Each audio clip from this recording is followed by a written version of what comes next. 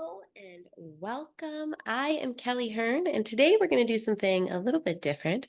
We are going to have a story about a time where I was addressing team conflict and didn't handle it really well right off the bat. So stick around.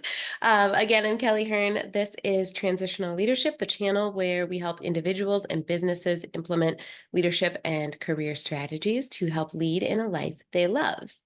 And like I said, today is a little bit different. So we are not going to do, 5 steps of a how to, or this is why you want to focus on this important strategy. If you want steps on how to handle conflict with your coworkers, head to the blog. But this one is just going to be a little bit different. This is a story about my handling of team conflict when honestly it was a pretty rocky road. So I started out in not a great place and not handling it well. Fortunately, I was able to turn it around. So this is a story about Chad, and my relationship with Chad. We started out on a rough foot. Actually, let me take that back. We started out okay. Before we actually had to work on projects together, we got along great. We had a good rapport. He was a great guy, and I really enjoyed working alongside of him. But our styles were so different that once we started working together on projects, it didn't go that well. This was in the early days of my corporate leadership career. And so I will confess that I was not terribly mature in how I handled some situations. And the difference in style really worked against us. So let me give you a little background into my style, and then I'll tell you a little bit about his as well. So my style is naturally very direct. I am a very blunt, direct person. If you know anything about the disc profile, the first time I took it, I was literally off the chart as a D. I like to take charge. I like to be in control of things. And I really prefer it when things go my way in the way that I have set them up or would have set them up had I been in control of that part when somebody else takes that piece of it.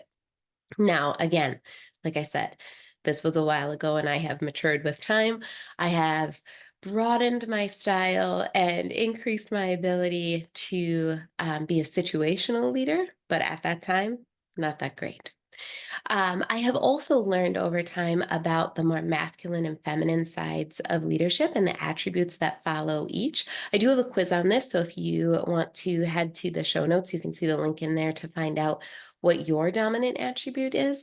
But mine is absolutely action. I want there to be action all the time. Okay. Now, Chad, he took a much different approach. As we think about the disc again, definitely not a D. He was more internal, like to think through things, like to have a lot of collaboration, which is a little bit more feminine leadership trait. And so he was much more focused on connection and building those relationships with the team, which is an incredibly important part of leadership, but not my go-to style. And my action oriented, direct style did not jive well with his.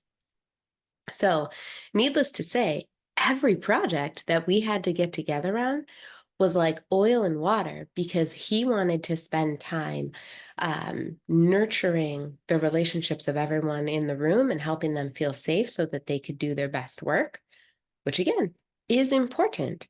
And I wanted to focus on what are the tasks that need to be done and how are we going to get them done? Who's going to take all of these on?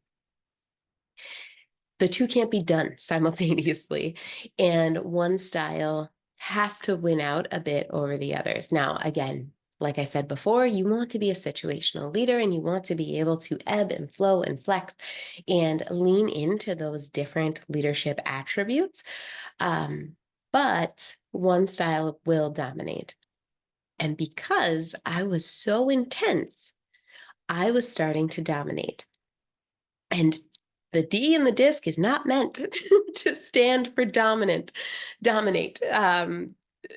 I did not want to be dominating all of the people within the team. That wasn't my goal. That's just how I did things. That's how I had started things out.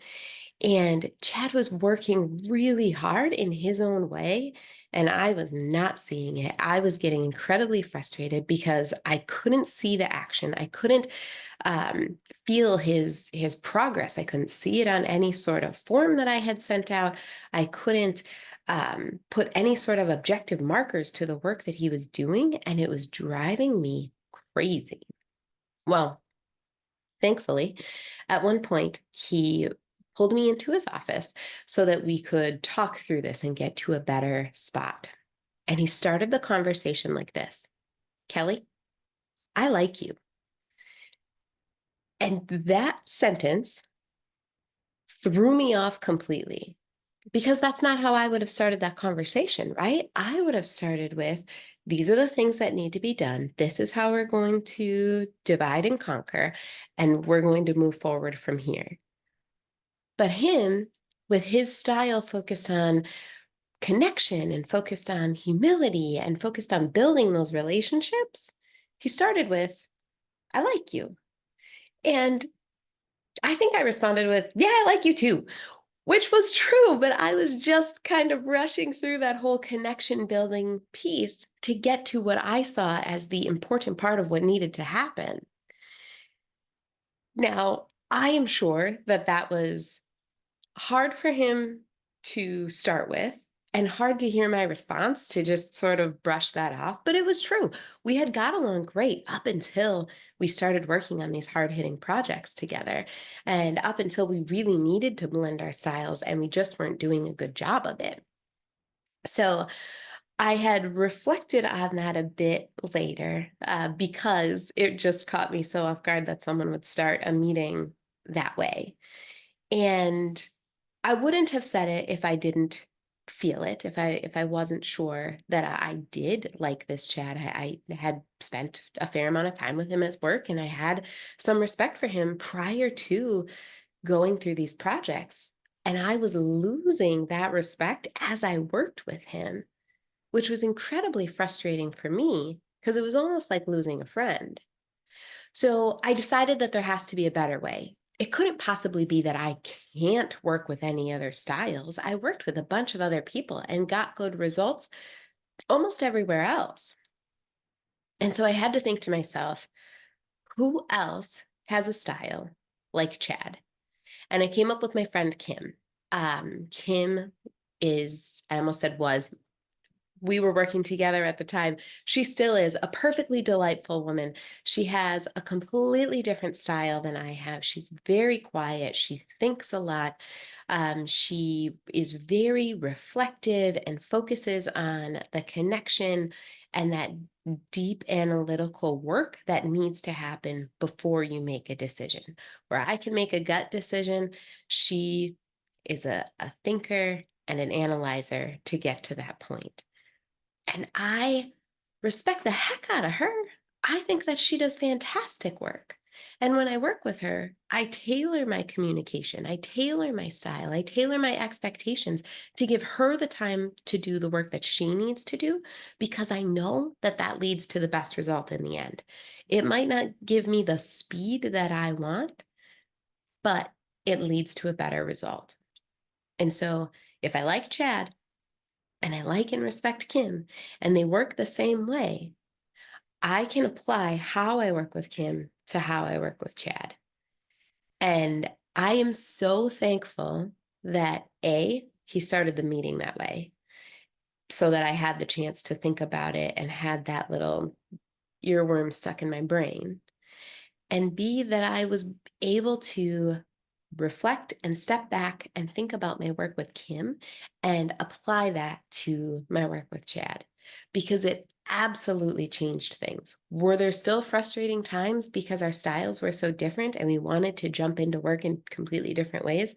Of course. Of course. But that's the kind of amazing conflict that you can run into when you have respect for people and you bring in that diversity of thought. So the goal is not to work with people on projects or in, the corporate world or on the, job site or whatever the case may be that all think exactly the same. No, throw that away. That's not the thought. The best situation is that you have all of this diversity of thought coming together so that you can build on that and get the absolute best result, but do it in a way where you're building respect and working with people that you like, ideally, and that you can still get the success that you need. All right. I hope that that was helpful. If you like the stories in addition to the how-tos, let me know. Put those in the comments.